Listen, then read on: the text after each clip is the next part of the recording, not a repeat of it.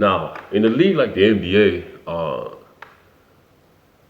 when you look at over the years, most star scorers uh, average about from 35 to 25 points per game. And you got some players that shoot pretty good from the field, and you have other players that are who are shooting pretty bad from the field. But obviously, the league's not gonna put that out. They're gonna focus more on the result, which are the points, because obviously, um, if they point it out, it's not really good for business. Plus, if you just show up the point, people don't really look at the player as a not efficient, not such of an efficient shooter or efficient scorer. They just look at it, oh, he scored 40 points or he scored 30 points. They're not really looking at, is it an efficient scorer? That means he took a lot of shots to get those 40 points, pretty much. So, and I think that's what is going on in the league right now nowadays. Nothing against what those guys are doing, but you could check the stats. A lot of guys are not pretty good shooting from the field. Um, but we're not going to focus on that. The focus here is about how can a player could be more of an efficient scorer. Um, for example, you have a player, right? One night, let's say you have a scorer. One night he has like 40. He has 40 points, 8 rebounds, 7 assists, 5 steals, 2 blocks. Shot pretty good from the field. Let's say he shot maybe 60 or 70% from the field. So pretty good night. And they won the game. Now, in the league, you could say that's a great night. That's a good night. That's a very good night for a scorer. Uh, Now, the next night, whether it's the next day or the 2 days later, whatever, the next night he plays, he has a bad game. Let's go with let's say he has a game like he has like 9 points.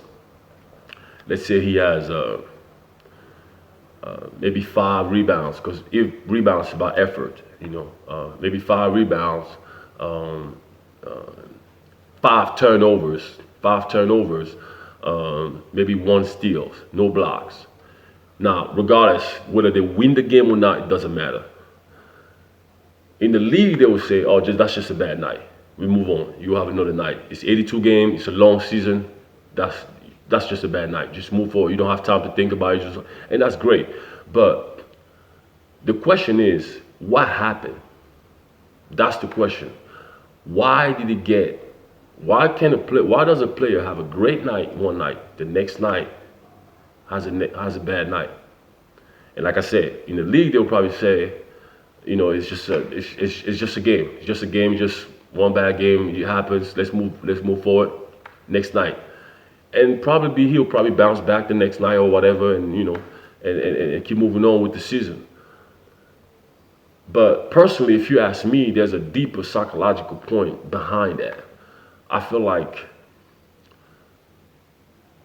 what happened is, from the moment that buzzer beater went off, from the celebration, from the interviews, to the locker room, the talk with the coach, the speech, the getting ready, the getting dressed, the more maybe press conference interview, the meet up with your family, the things that people saying, the media, what's on TV, ESPN, how they talk about your performance, whether it was good or bad, it doesn't matter. Whether they praise you or whether they killing you in the media, regardless of what it is, to the next day in practice, to getting ready for the next game, scouting report, preparing for the next team, to practice, to the food you're gonna eat, the food that you eat, the people that you talk to, the family issues that you deal with at home before the next night, the shoot around, all those elements, all those things, until they throw that ball up, are the reason. All those emotional moments that you went to are the reason why you had that bad night. Now, there's a lot of things, there's a lot of things that I just said that you have to go through. You have to go home, you have to do medias, a lot of those things you have to do.